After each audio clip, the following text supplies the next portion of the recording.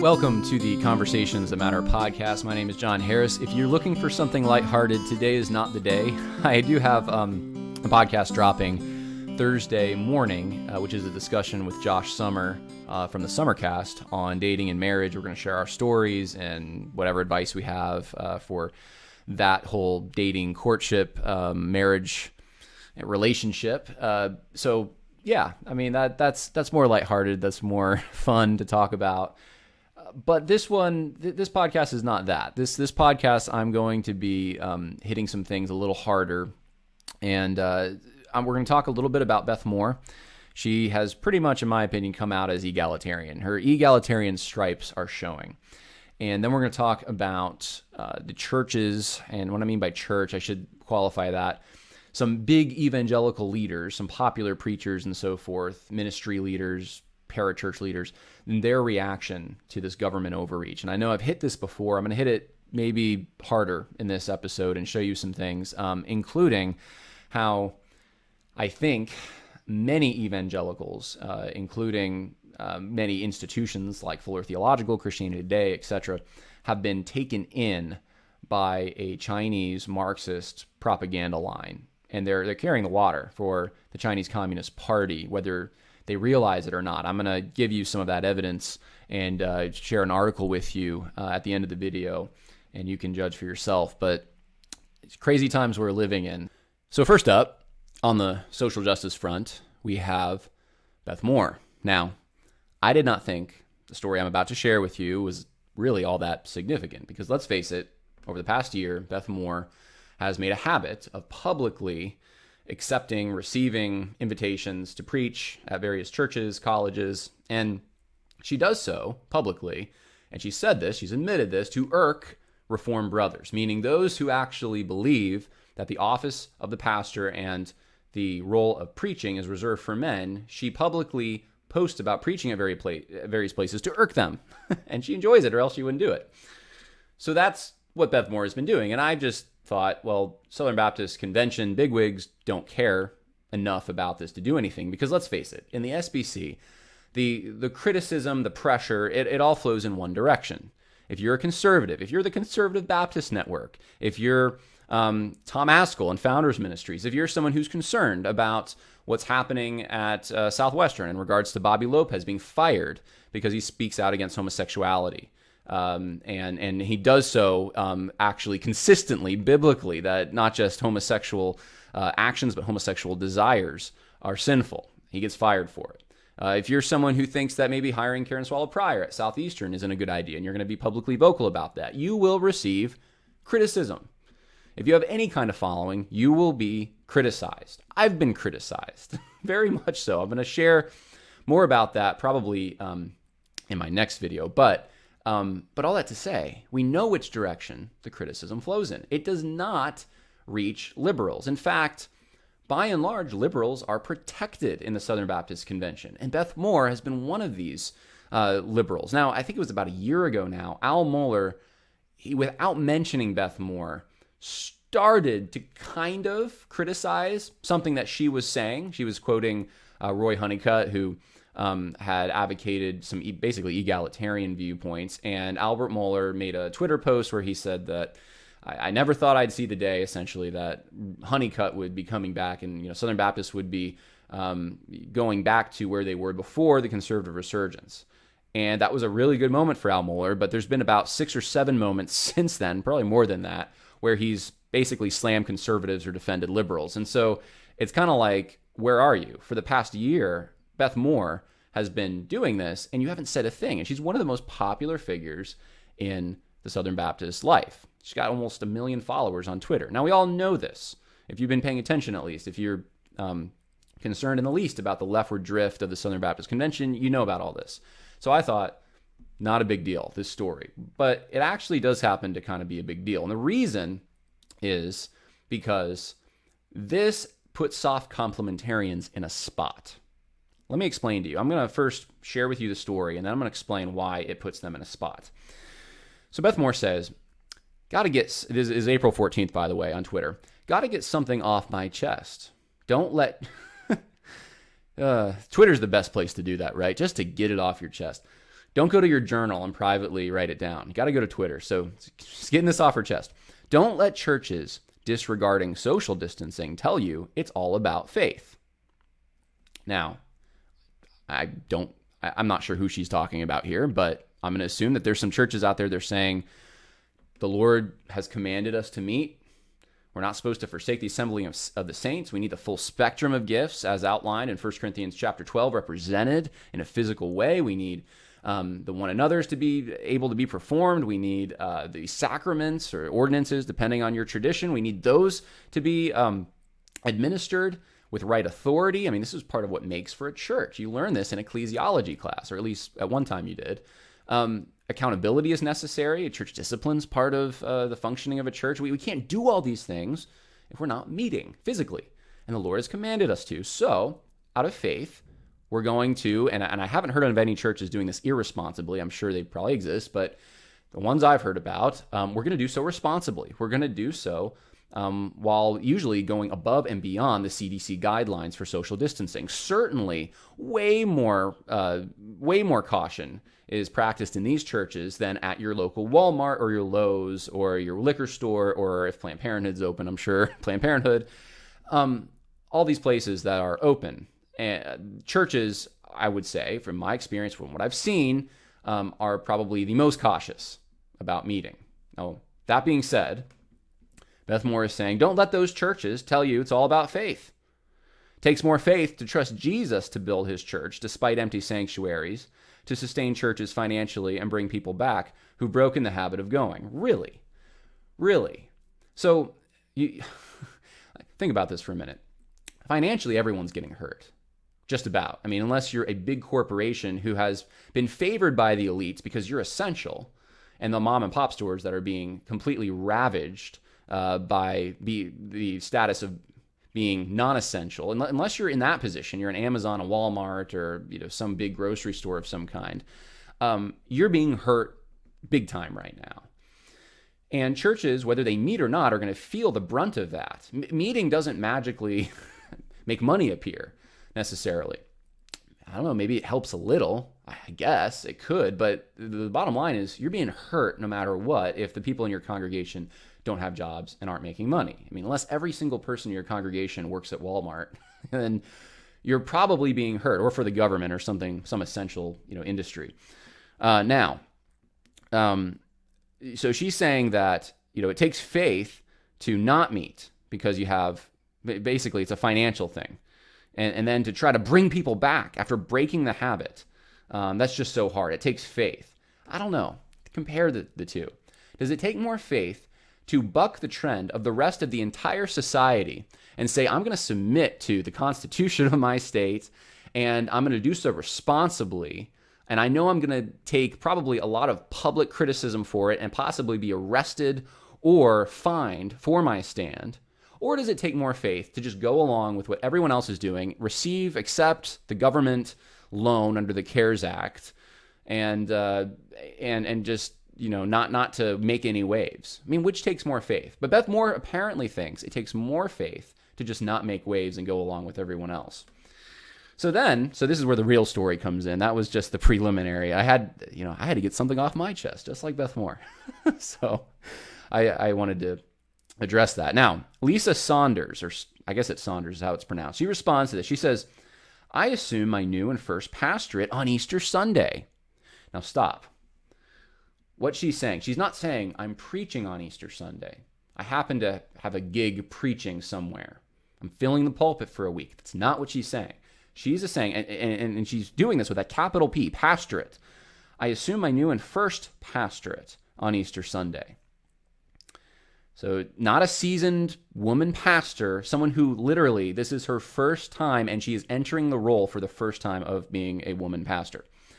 I was on the phone preaching and singing with my new parishioners.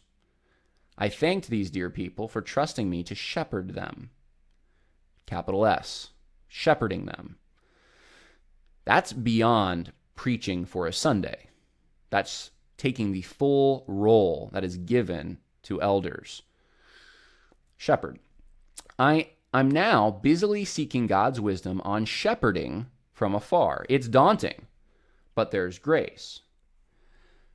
Now, before we read Beth Moore's reaction, I want to take you to a very familiar biblical passage if you followed this debate at all, and it bears some repeating. Let's review it real quick. 1 Timothy chapter 2 and 3. Apostle Paul, he says, verse 11, "A woman must quietly receive instruction with entire submissiveness, but I do not allow a woman to teach or exercise authority over a man, but to remain quiet."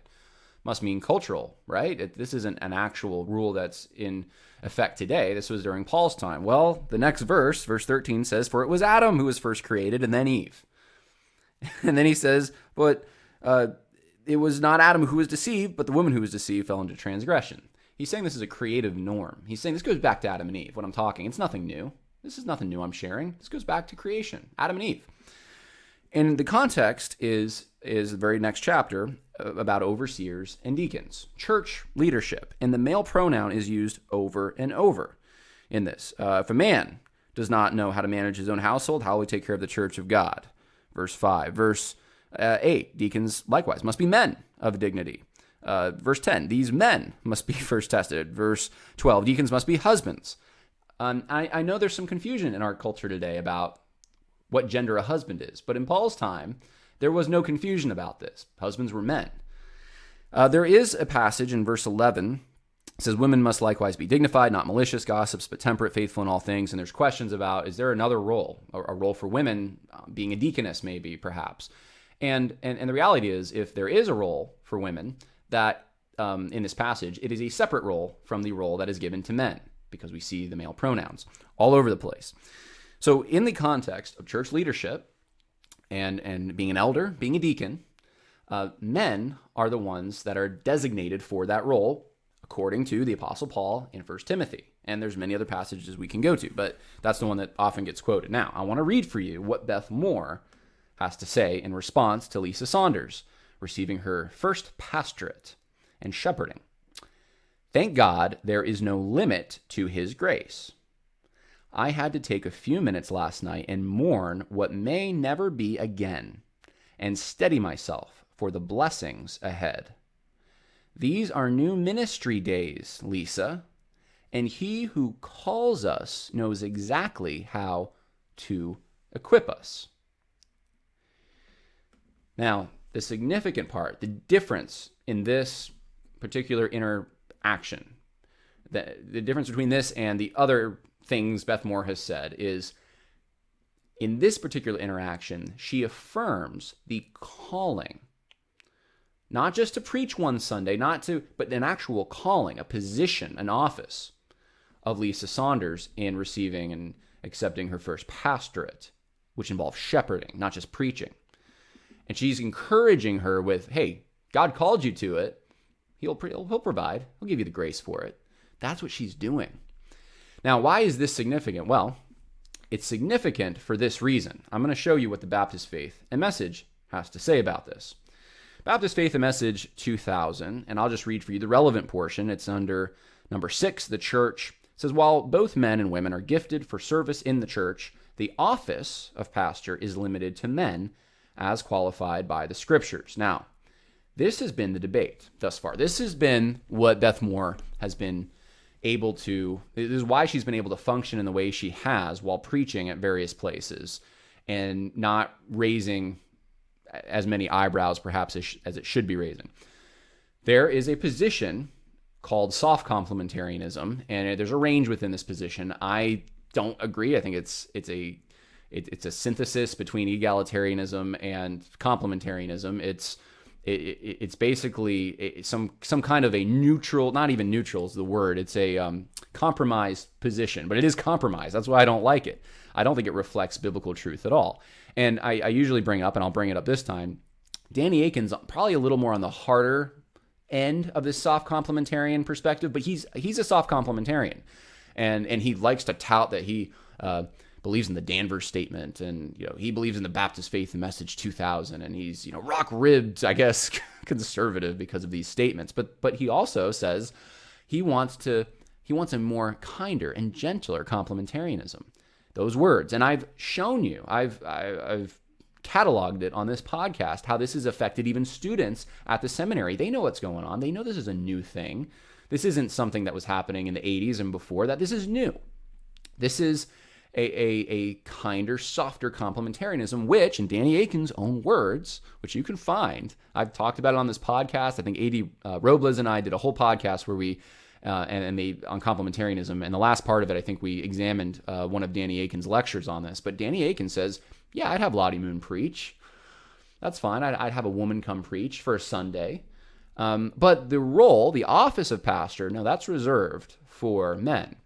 That's the compromised position, separating the office from the function. Office of pastor, function of pastor. Beth Moore has been able to slip under the radar with this because she's able to say, well, I'm not a pastor, I'm not taking that office. I don't believe that the office of pastor, she doesn't even say that. She just is silent about it, so everyone guesses. But she's not saying that she believes the office of pastor is relegated for both men and women, or is acceptable for both of them. So we give her the benefit of the doubt. We assume that she must be complementarian, soft complementarian of some kind. She just thinks it's okay to preach once in a while. That doesn't mean you're a woman pastor. It just means you're preaching once in a while. And this is acceptable. This is fine thinking in today's Southern Baptist Convention among many of the elites. Danny Akin is one of them. Doesn't mean he believes every time Beth Moore does it, it's right, or but it means that he at least is opening the possibility up to people like Beth Moore to justify preaching on a particular Sunday. Now, this blows all that out of the water. This was Beth Moore's lifeline, and she doesn't have it anymore. And for people like myself who are, I guess, complementarians or believe in biblical hierarchy. It used to be called patriarchy. Now it's been so demonized, no one wants to use the term. But people like myself who believe in what the Bible says on this topic, the role of men and women, we never thought Beth Moore was, at least for the last year or two, was within orthodoxy anyways. So this might not be a big deal to you and me if we're in that line of thinking. But to someone like Danny Akin, who wants to tout that he believes Baptist Faith and Message, which says, while both men and women are gifted for service in the church, the office of pastor is limited to men as qualified by the scriptures, this is a big deal. And now we wait. Now we need to see. We know where the pressure is in the Southern Baptist Convention. If you're a Tom Askell and you happen to make a documentary called By What Standard, you'll have everyone against you immediately as soon as you drop the trailer. All the seminary heads, just about, Greenway and Allen and Moeller and Akin, they'll be on you like a duck on a June bug. We know what happens if you, try to say something against what happened at Southwestern with Bobby Lopez. Al Mohler's going to tweet and defend them. Al Mohler will defend Danny Akin when people are critical of his hiring of Karen Swallow Pryor, who believes in revoice theology on some level. By the way, didn't say she endorsed every aspect of revoice. Didn't say that she believes in homosexuality. I'm going to get into that hopefully in the next episode, the sneaky way they're trying to sell Karen Swallow Pryor to everyone. But she does, in some level, believe in revoice theology. And people like Tom Askell have been critical of this. Well, he gets slapped around for it. Let's see what happens with Beth Moore. Beth Moore is directly in violation of the Baptist Faith and Message 2000 for this. She has let us see what she actually thinks about the office of pastor. Will she be rebuked? And if not, what does that say about the leaders in the Southern Baptist Convention? What does that say about Danny Akin, Al Mohler, Jason Allen, Adam Greenway, J.D. Greer, Kevin Ezell? The list goes on. Do they care about their documents anymore? Or the documents not really matter if you have, a lot of books that you've published, you're popular, and have almost 1 million Twitter followers? Let's see what happens, guys. This is a test. This is a moment for us to keep our eyes open. Because if they say nothing, then... And this has been publicized, by the way. It's not like they're ignorant. If they say nothing, it says a lot. It speaks volumes. Now let's switch gears a little bit. Let's talk a little more about this quarantine, pandemic, etc., government overreach, and how evangelicals are reacting to this. And then I want to ask a question. Are evangelicals being played right now by Chinese communists? And so let's talk about that. Here's what Gretchen Whitmer, the governor of Michigan, had to say about Planned Parenthood. As we speak, in Texas and a couple of other states, I think Ohio may be another, the state has asked to suspend abortion services as part of this COVID-19 protocol. This is probably going to go to the Supreme Court. What is your reaction to that? You're a governor. You have to make these decisions as well. There are other procedures that have been suspended. We stopped elective surgeries here in Michigan, and some people have tried to say that that type of a procedure is considered the same, and that's ridiculous. A woman's health care, her whole future, her ability to decide if and when she starts a family is not an election. It is a fundamental to her life. It is life sustaining, and it's something that government should not be getting in the middle of. So churches need to be closed. They're not essential. You can't go to your friend's or family's house in Michigan because that would be dangerous. But Planned Parenthood needs to remain open because it's life-sustaining. It's so essential. It's within the fabric of what we would call an inalienable right. It can never be trampled upon because the culture of death is so important to these folks. They're doing so in the name of saving life, killing babies. Now, I wish that I could say Michigan was the only state that was this totalitarian and secular and crazy, but I would be wrong. That special order did make it clear that liquor stores here, like Discount Liquor and many others throughout southeastern Wisconsin and the entire state, are considered essential and can remain open. A flashing open sign lights up liquor stores across New York State at a time when many businesses are closed. What makes liquor stores essential in the first place? Kerner says, first, it's a legal substance. Anytime I put restrictions on businesses, I run those restrictions through the Department of Health if we want to keep them employed. And there's really no reason from a policy perspective to not allow people to have a drink in their home, especially when we're saying the government wants you in your home. So liquor stores are remaining open in many places. And by the way, that last clip that you saw, West Palm Beach, isn't that where Rodney Howard Brown was arrested for holding a church service? But liquor stores are essential. Meanwhile, as liquor stores remain open, this is what's going on. And while home may be the safest place to be, it's not the case for everyone. Across the globe, women and children who suffer from domestic violence have no escape from their abusers during quarantine. I'm outside of Cornerstone Advocacy Service here in Bloomington. This is where they run a 24/7 domestic violence hotline, and they say in the past week their call load has gone up 25%. But that's not all. Governor Walz saying yesterday that last weekend, 2 out of 3 calls to police were related to domestic abuse. So let's make sure we understand this. In many places, including West Palm Beach, by the way, I didn't show you the clip, but domestic abuse is on the rise there as well. Liquor stores are open. Domestic abuse is on the rise. But churches are non-essential and need to be closed. How does that make any sense? Let me show you how New Jersey is justifying this. Liquor is essential, and the reason, and here's a quote from Paul Nestad, Johns Hopkins University School of Medicine: if someone is dependent on alcohol and they can't get alcohol, then they can go into withdrawal, and that can put a load on hospitals, etc. All businesses, this is Sergeant Jeff Flynn of the New Jersey State Police, says were deemed essential after careful consideration of several factors, such as the impact on our healthcare system and transportation and accessibility to food, water, and hardware. So New Jersey, they're making very careful decisions here on what is essential and non-essential. Churches don't make the cut, but liquor stores do. Think about that for a moment. Now, if that weren't enough, what is the governor of New York State saying about their attempt to flatten the curve?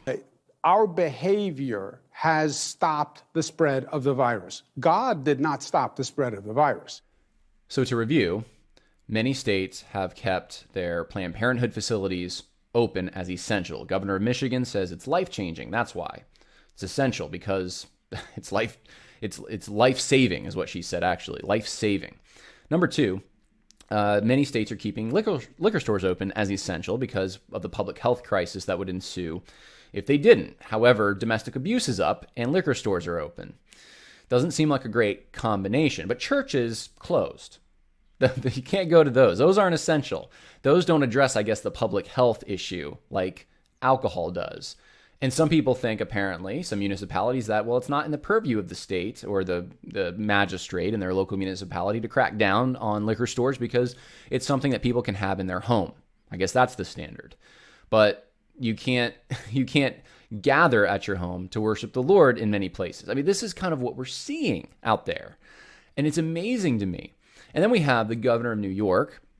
And if he says this again, I wouldn't want to be near him, lest lightning strike me as well. But saying, yeah, it's not God. God doesn't get credit for this. It's our efforts, even though New York has had more deaths than any other state, as far as I know. But it's all the efforts of the government, what they're doing there. I mean, this guy's a tyrant. He's the one that said, hey, if we need ventilators, we're just going to take them. Privately owned citizens. We're not asking. We're just going to go take them. And now, yeah, God doesn't get any credit for flattening the curve. And so this is what's going on. This is just sampling of it. Now, I want to give you another sampling.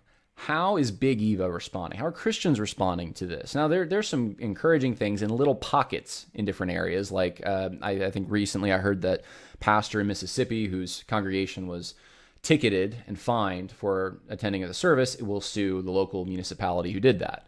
And those kinds of things are happening. But it's small churches. Where is you would think a drum would be banging from the highest heights of big ministries, denominations, etc. You think the Gospel Coalition would be posting endless articles about this. I mean, they care about abuse so much. What about the abuse that's going on against pastors and churches? The discrimination, right? Discrimination is such an issue. I guess it's only racial discrimination. If it's religious discrimination, religious bigotry, they're not creating statements about this. What are they doing, though? What are they doing? Well, here's a couple things that they are doing. Number one, and this is just shows you some of the anemic response that's being put out there. ERLC on the 11th, new from Dr. Moore, most local and state authorities have operated well and in good faith. Let's keep it that way. So he's going to try to focus on the local and state authorities that are doing well and encourage churches to go along.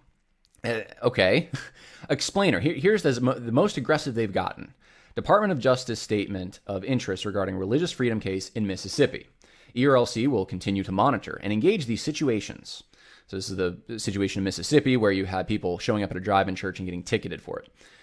They're going to monitor this while continuing to advocate for churches to cooperate in good faith with state and local authorities, as well as public health officials. Churches and government remain critical allies in the fight against COVID-19, and we must continue to engage with each other to maintain trust and strong cooperation. Does that sound anything like a strong stand against the abuse and discrimination that is coming against pastors and churches? No, it doesn't. Not one bit. This is not the kind of language they use when they think something might even smell like racism or sexism. No. And in fact, in that vein, here's what J.D. Greer's done.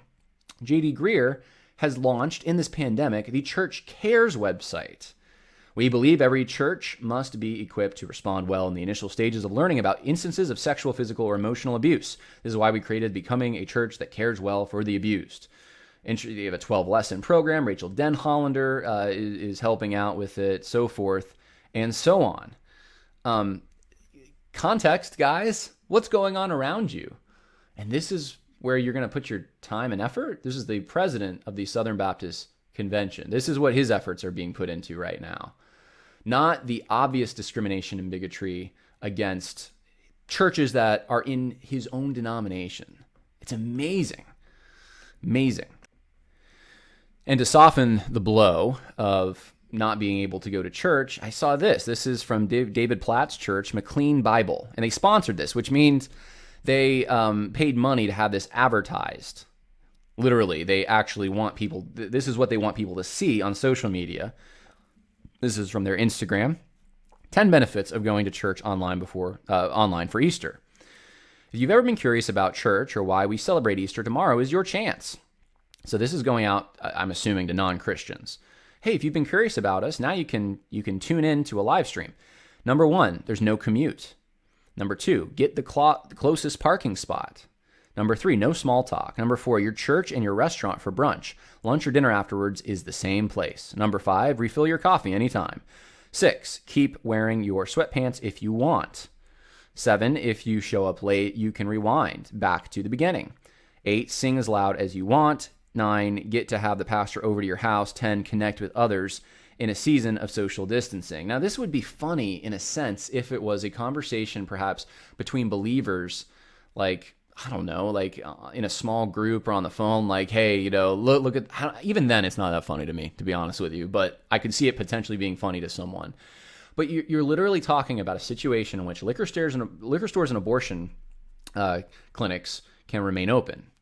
And I happen to know they are in Virginia. So I know what's going on in Virginia. And this is the situation they're in. They have one of the worst governors as far as the crackdown is concerned.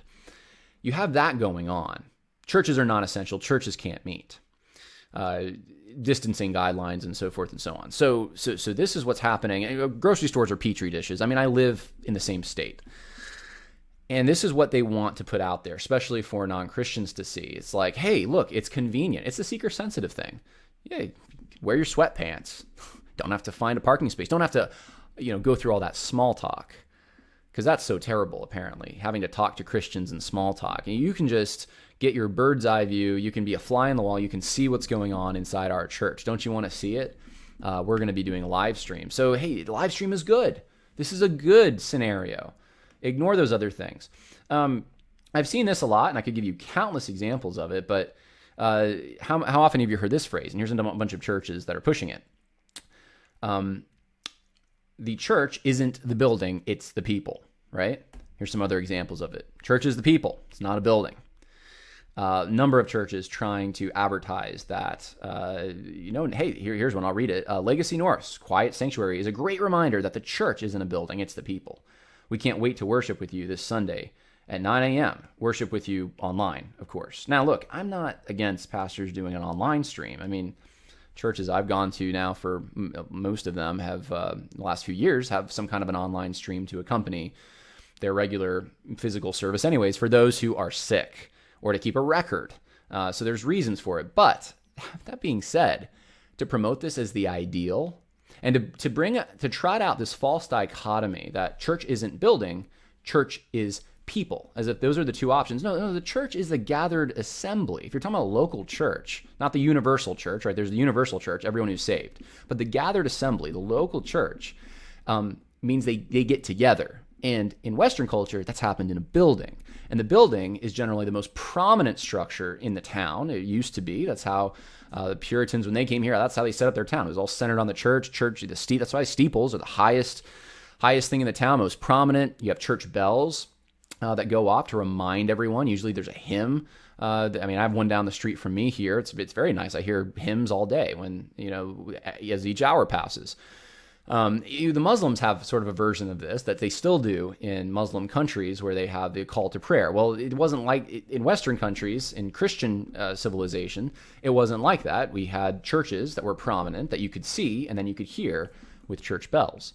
Doesn't say in the Bible to have those things. It's just telling, it's a public witness to the community that this is where the gathered assembly meets. And if you want hope, if you want to find the Lord, if you were searching for him, that's the place to go. And you knew where to find it. It wasn't a secret. Apparently, we can just disregard all that now. That church is just it's the people. That's all it is. No, it's the people publicly gathered, and you don't have that online. That's not a public gathering. You don't have the full spectrum of gifts as outlined in 1 Corinthians 12. You can't practice necessarily all the one another's if you're not physically meeting. You can't do all the ordinances, certainly, online. I don't know how you would do baptisms, marriages, communion. Not really. I mean, I've seen some attempts at this that, frankly, are frightening. You can't do a lot of these things. You have to physically meet. We're commanded not to. We're commanded in Scripture not to forsake the assembling of the saints. And there's a lot of churches that are saying, well, on that basis, we have to meet. We have to obey God rather than men. And I know that, and I've been through this before. I don't want to go into it again necessarily. I know the whole discussion about what if a hurricane comes through. Look, I grew up in the Northeast. I know what a blizzard's like. I never saw the government, though, ever mandate that you can't go to church. It was just, hey, it's impossible to go to church today, or impossible to do it safely because of the conditions outside. And neither would we go to the grocery store or the liquor store. We wouldn't go anywhere because the conditions are so bad. We wouldn't go to work. And usually we're going to find an alternative. We're going to meet on another day, or we're going to or there's just this 1 week that we're going to forego. We're going to postpone the service. I don't know how many times I saw that. It wasn't just, hey, let's give up meeting together for weeks on end. Never seen that. And I've never seen the government mandate it while keeping other things open. That's the difference, the key difference here. So we're living in this. We're living in this era of bigotry, of discrimination against churches, Christians, pastors. And these are the kind of responses we get. And they're terribly just ignorant of history, of why the gathered assembly is important and why meeting in a building is important to that gathered assembly. Look, and I'm going to share this story with you real quick, because I'm, I get in trouble for this sometimes with some people online who don't like the fact that I admire someone like a Stonewall Jackson. But I want to tell you a little story about him. Stonewall Jackson had an all-black Sunday school that he taught, and he taught the folks in that Sunday school to read. And at the time, this was before the war between the states, and in Virginia, that was illegal. And the reason it was illegal was because of slave insurrections and because of a lot of the radical Northern literature that was coming down in the postal crisis. And there was a lot of, believe it or not, there were missionaries from the North who said that if you had slavery, you didn't have the gospel. So they were going to come preach this gospel, which was not just intended to free men from bondage to sin, but was supposed to, in some extreme cases, start slave revolts, or at least try to get slaves to just not submit to their masters. And so you had these Northern missionaries coming down, and they were, from certain denominations. It wasn't like the whole North felt this way. They certainly didn't. It was more the abolitionists. But they did a really good job of getting a lot of literature down in the South during the postal crisis and beyond that. And so in Virginia, and this was wrong of them, this is absolutely wrong of them, and I'll tell you what Stonewall Jackson did about it, but they said, we don't want them reading this stuff. It's going to encourage them to revolt. It's going to destabilize our society. And of course, Virginia was foremost from the beginning in wanting to get rid of slavery, wanting to get rid of the slave trade. And we see that even through the war, there was attempts to somehow curtail this, but they didn't want an insurrection. So they said, no, we're going to make it illegal for slaves to be taught to read. Stonewall Jackson defied that. Civil disobedience. And you know how he did it? He did it at church. He did it in a Sunday school. That's where he taught slaves to read. And today, there's actually a church, a black church that has a tribute to Stonewall Jackson in their stained glass window, because some of the people he taught to read became pastors, and they went out and they pastored churches. And the reason that was able to proceed in the way that it did was because there was a respect at that time that the magistrate cannot interfere with what happens inside a church. That gathered assembly and the building in which the gathered assembly met was off limits to the civil magistrate. This was just an understanding that everyone pretty much knew up until the last 100 years, until recently, really. It's important to not give that up. But we are giving it up, and we're giving it up with this kind of a slogan. Well, church is the people. Doesn't really matter, apparently, if you don't have a building to meet in. It's a scary thing. That has a lot of implications for the kind of culture that we've lived in and how it's changing. It certainly shows that there's a shift going on. So you have some prominent folks who want to speak out against abuse in the church. You also have, and I've pointed this out many times, I'm not going to beat the dead horse, but you have a number of very prominent evangelicals and organizations signing on to what's called the Statement on Anti-Asian Racism in the time of COVID-19. And I read some of that for you the other day, but a lot of prominent organizations got behind this one, including InterVarsity and Fuller Theological Seminary. The list just went on and on. And then you have, Tim Keller and Mark Dever and Russell Moore and Steve Sellers. I'll read you that one. I didn't talk about that one yet. Steve Sellers is the U.S. National Director of Cru. He put out, and I'm not going to read this whole thing because it's too long for me to want to read it, but basically says, COVID-19 is serving as a reason for some to slander and discriminate against Asian Americans. This hits us close to home, as many of other Asian American staff have experienced this. And then he says they're part of the family of God's forever family. And he wants to say that we're with you, and I'm so sorry. He apologizes for what they've gone through and their families, and he loves them. And so of course, nothing in the email about what's happening right now to discriminate, the government discriminating against pastors, Christians, churches, that kind of bigotry. Doesn't say anything about it. Now, I have to wonder whether we are being played by the Chinese communists right now. And this includes, and I'm going to show you the direct connection, big evangelicals in our country. So here's a story I saw. This is Rare Foundation USA. No hate crimes are not rising against Asian Americans. And here's the thesis, that essentially the narrative that you're hearing, NPR, PBS, Washington Post, New York Times, about a rise in anti-Asian racism, etc., this is actually the brainchild of three individuals. Russell Zhang, I think is how you pronounce it, chair and professor of Asian American Studies at San Francisco State University. Manchusa Kolkari, executive director of the Asian Pacific Policy and Planning Council, which is directly linked in the statement that I just showed you, the Asian American Christian Collaborative, which was signed on by a number of evangelicals. And then Cynthia Choi, the co-executive director of the Maoist-leaning Chinese for Affirmative Action. So this trio has worked closely with known front organizations for Liberation Road. And this is, I guess, some of Trevor Loudon's information. But Liberation Road is the Maoist group that's working, according to this article, with establishment media to promote the Chinese Communist Party.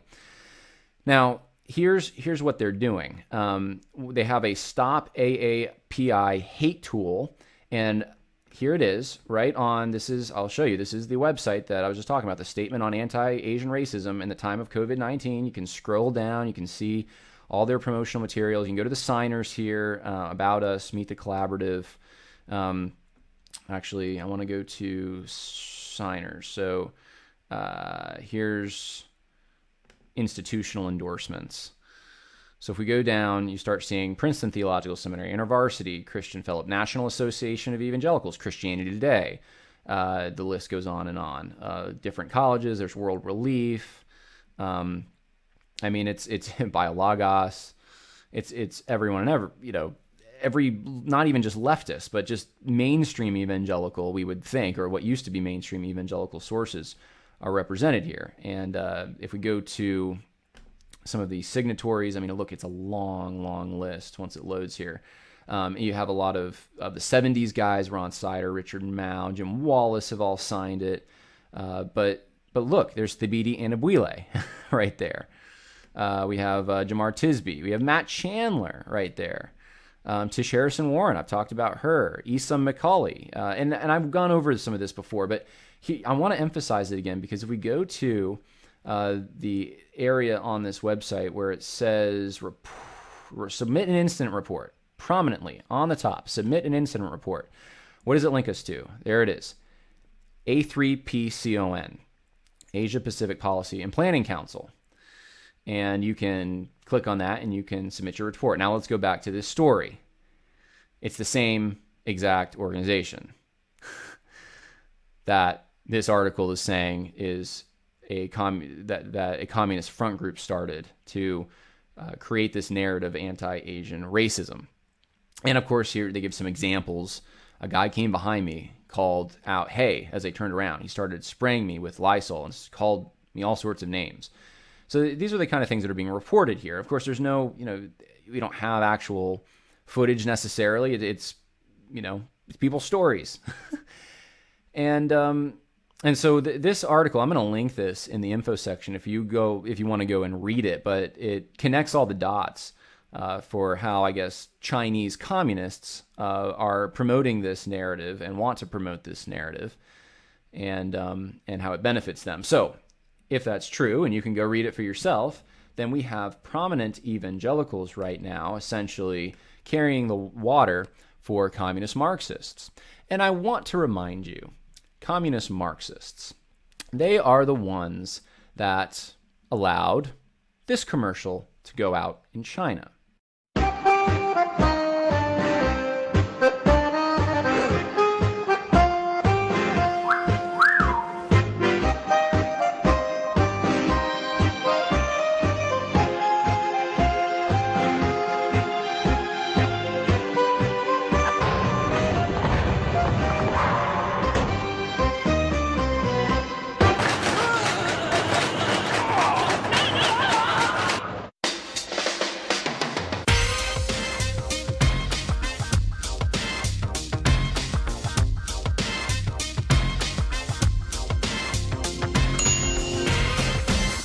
改变只需一颗俏皮洗衣溶珠，俏皮全国招商热线400-800-5086。Not exactly the most tolerant thing I've ever seen in the world. In fact, that may be one of the most textbook definition, not, critical race theory definition, but textbook definition racist things I've ever seen in my life, perhaps, on television for a commercial.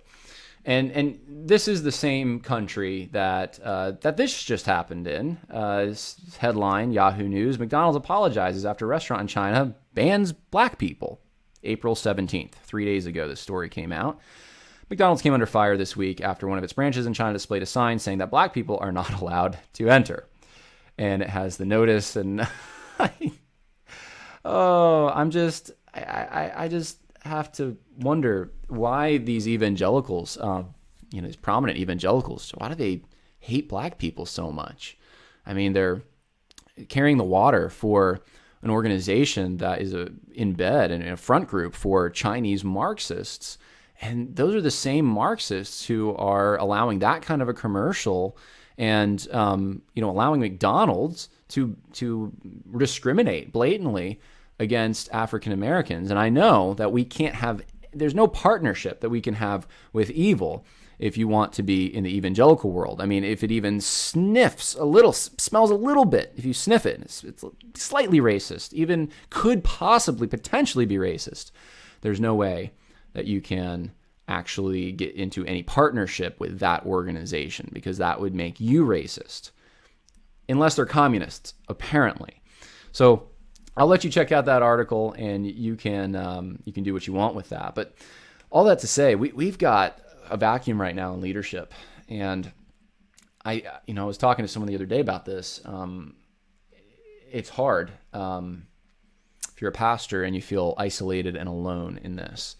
What do I do? No one else around me wants to open up their church, or and I'm saying do it responsibly in some way. Even I know I was talking to my father the other day. He's a pastor in New York, and in the area he lives, he called his local representative, one of them, and she had said that he's the only pastor to have called. Said business people call because they're losing their businesses. He's the only pastor. And I think there's a sense in which a lot of pastors across the country feel fairly isolated. And that's why I think it's important to think through a few things right now. One is, do you obey God or men? And I'm not saying you have to open up just like you would normally open up, but you need to try to find some way that your people can meet physically in some way, responsibly. If that means you have to create distances, multiple separate rooms, separate services, drive-in, whatever you need to do to have an area where you can practice the one another's, full display of the gifts in 1 Corinthians 12, ordinances, so forth, then you need to do it. You need to do it somehow. And this is where obedience to God comes in. And leading your people, explaining to them from the scripture why this is important. And the other thing is trying to find in this isolation people, and maybe you can do it through the internet now, try to find some people that are like-minded that can encourage you in this, because in many places you're not going to get encouragement anywhere else. But I guarantee you there is a groundswell of people right now that are starting to get tired of the government overreach. They're seeing the numbers. They're seeing, I saw a study in Santa Clara County, California. It's now, I think from 3 weeks ago or so, the samples were taken, and 38 times as many people had COVID-19 as were actually tested based on the presence of antibodies in their system. And so if that's true, that means that this virus is not as deadly, still deadly if you have those pre-existing conditions especially, but it's not as deadly as was originally projected. And people are, I know where I am, people are just starting to go out. I mean, on Saturday, the area there's a walkway not far from my house. It was more crowded than it's ever been. The traffic out there is just incredible during the day. People are getting out. People are going to all the stores. It's happening. And to say that liquor stores and grocery stores and Planned Parenthood need to be open because they're essential, but churches need to be closed, these people need to be called out for it. And that would be truly prophetic for all the Russell Moores and the J.D. Greers of the world and Tim Kellers, and list goes on and on. The people that want to be really prophetic meaning they write an article in a secular newspaper against people in the church and what they're doing. That's usually their definition of prophecy. If you want to be truly prophetic, go to the world and call them out for their hypocrisy. Do what Jesus did to the Pharisees and just blatantly call them out for it and call them to repentance while you do it. That would be being prophetic. And this is my, I guess this is my own chastening, if you will, to those who claim to be Christians, who are in these positions of authority, and their response is to call attention to all kinds of problems, some of them that are hardly even existing, and yet they want to ignore the elephant in the room. This is the kind of thing that, your people are watching right now. They're watching what you say about the importance of gathering together to meet. And they're going to learn from it. And they're going to learn from you what to think about civil authority as well. You're their teacher. So my encouragement to you, I know you may not be getting an example anywhere else, but man up and start calling these things out. Start leading your people in a responsible way to a point where they can, and if you're in Michigan, this might require even civil disobedience. It's civil disobedience in Michigan to go across the street to your neighbor's house. So, kind of hard to avoid. Some of these states have enacted these edicts that it's impossible not to break them. So be mindful of that. Maybe this is a time for you to learn. Maybe you weren't taught in seminary. Try to figure out, what is the role of government? What can they do and what can't they do? Where are the limitations and boundaries there? Because I guarantee you, something like this is going to happen again. This isn't the end of it. So maybe not the most encouraging episode in the world, but here's the announcement. On Thursday morning, I am going to release a discussion between Josh Summer and myself. He runs the Summercast, his podcast, and I think it's like an hour and a half or so. It's kind of long, but we just talk about dating, relationships, marriage. We talk a little bit about the COVID thing as it relates to being cooped up close together with people and the potential for conflict, but mostly we share our stories, how we got to know our wives, what advice we'd give for people dating today. Pretty sure we answered every question there is out there on the topic. Just kidding. And so you can enjoy that. It's a little more fun and positive. And then this weekend is when I'm thinking of putting out something that's pretty hard hitting, some new information. I was going to release it possibly today, and there's a reason that I haven't. I'm waiting to see. There's some developments out there. I'm waiting to see what happens with them. So I know that I'm not giving you any information on what that is, but it is related to the social justice fight, and planning on releasing it probably this Saturday. And you can look forward to that. So two podcasts on the way. I hope this was helpful, even though maybe it hurt a little bit if you're a pastor who has liked going along with the flow, where you go to a church like that. But I'm not trying to get down on you unnecessarily. I just want you to encourage you to think through what you're allowing to have happen and to think through what you're teaching your people. And so I hope that was helpful for you. God bless.